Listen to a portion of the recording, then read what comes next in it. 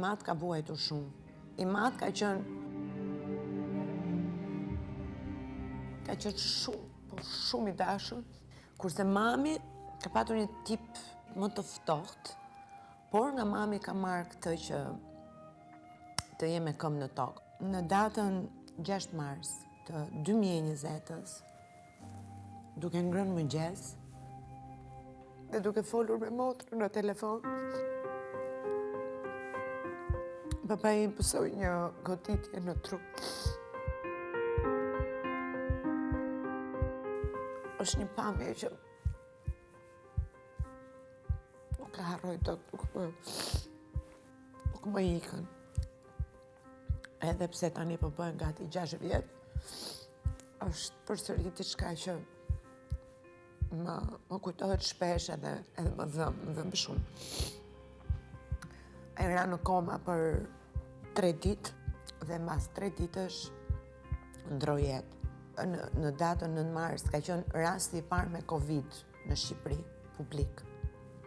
Në datën 10 mars, kur organizuan varrimin, ishin vetëm 39 vet. Si duket njerëzit u trembën, edhe nuk erdhen. Dhe sinqerisht më duk sigur e humba babi për herë të dytë.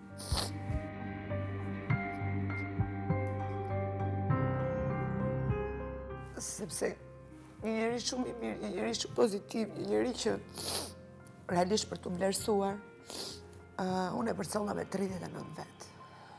Në datën 12 mars vendoset që të filloj karantina dhe unë beta vetëm me mamin edhe me vajzën. Të mbyllur, të izoluar në shtëpi. Zakonisht të lloj momentesh kalohen me njerëz, kurse ne nuk kishim askënd. Më duhet të bëhesha e fortë, por nuk kisha forcë.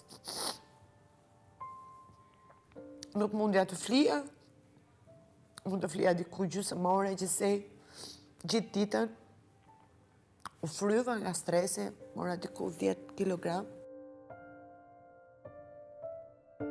Realisht më është dashur shumë që ta kaloj si periudhë, mbaj si periudhën më të errët të jetës time.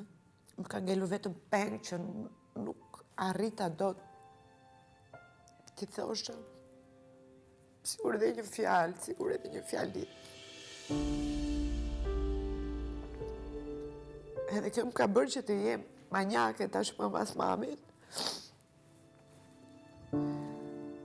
Nga frika se mund ta humb, dhe mundohem t'ja shpreh sa më shumë.